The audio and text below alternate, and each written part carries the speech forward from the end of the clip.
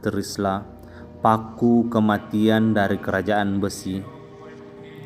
Di sudut paling jauh dari Land of Dawn, ada sebuah wilayah yang oleh banyak orang tidak disebut sebagai negeri melainkan luka yang dibiarkan membusuk. Di sudut paling jauh dari Land of Dawn, ada sebuah wilayah yang oleh banyak orang tidak disebut sebagai negeri, melainkan luka yang dibiarkan membusuk. Tanah itu disebut Rusland, tempat besi berkarat, langit berwarna merah kelam, dan suara jeritan besi terdengar seperti lagu yang tidak pernah berhenti. Disinilah seorang pria yang kelak dikenal sebagai Trisla, sang tukang paku, dilahirkan. Awal dari penderitaan, Trisla dulunya bukan monster. Ia lahir sebagai manusia biasa bernama Trislorak, seorang pandai besi berbakat dengan kemampuan membuat senjata yang jauh lebih kuat daripada umurnya. Ayahnya adalah kepala pandai besi kerajaan Rusland, kerajaan yang memaksa rakyatnya bekerja hingga mati demi produksi senjata untuk perang yang tidak pernah mereka menangkan. Namun ada sesuatu yang membuat Tris berbeda. Ia memiliki sentuhan kutukan, kemampuan aneh yang membuat setiap logam yang ia sentuh menjadi lebih kuat, lebih tajam, dan lebih haus darah.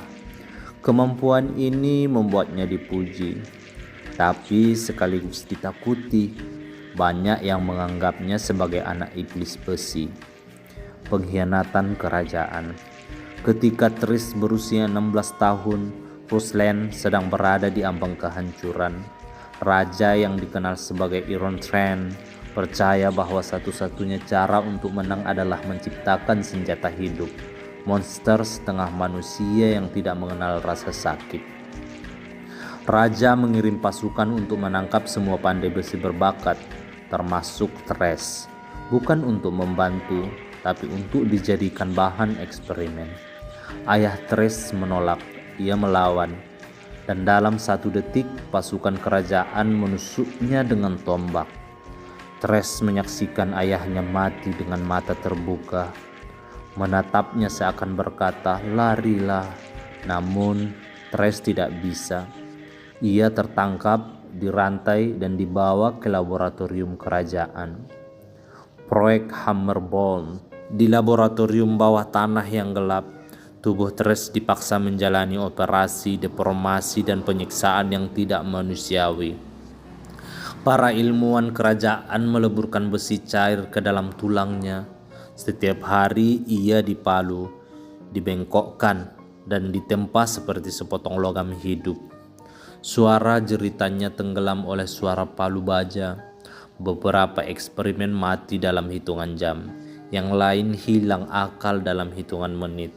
Tris bertahan berminggu-minggu. Setiap siksaan membuat tubuhnya berubah, tulang menjadi besi, darah menjadi panas seperti arang, dan kulitnya mengeras seperti baja hitam. Tangannya yang dulu halus kini berubah menjadi palu raksasa yang tumbuh langsung dari lengannya. Ketika para ilmuwan menancapkan paku-paku raksasa ke tubuhnya sebagai penstabil kekuatan, Tris akhirnya kehilangan namanya. Mereka menamainya Trisla, senjata hidup pertama yang berhasil. Suatu malam ketika percobaan terakhir gagal mengendalikan pikirannya, Tris meledak dalam amukan yang bahkan tidak mampu dihentikan oleh banteng baja. Dengan mengayunkan palu bermutasi itu, ia meremukkan 4 tentara dalam 1 pukulan.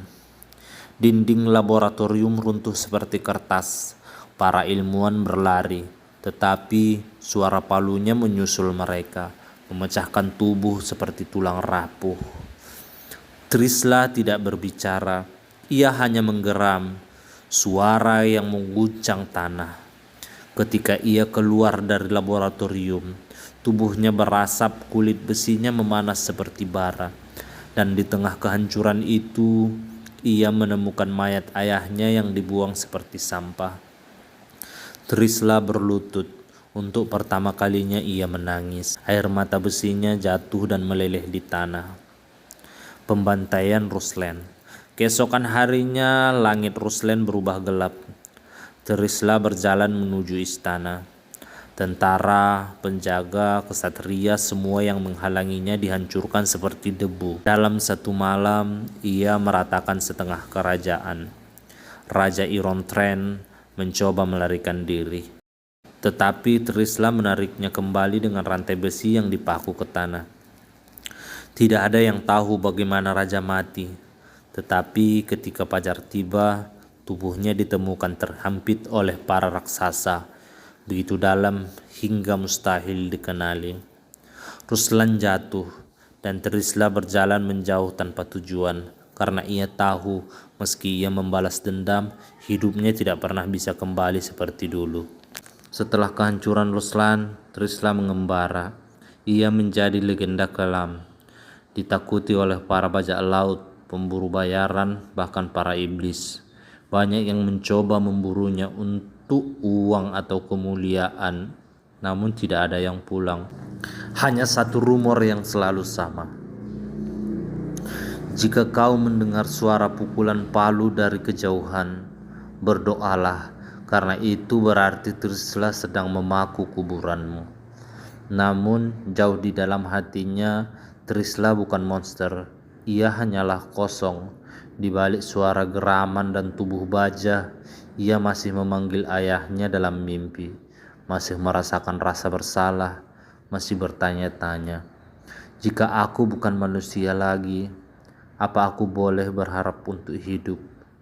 Tidak ada jawaban, yang ada hanya suara palunya dan perjalanan tanpa akhir di Land of Dawn.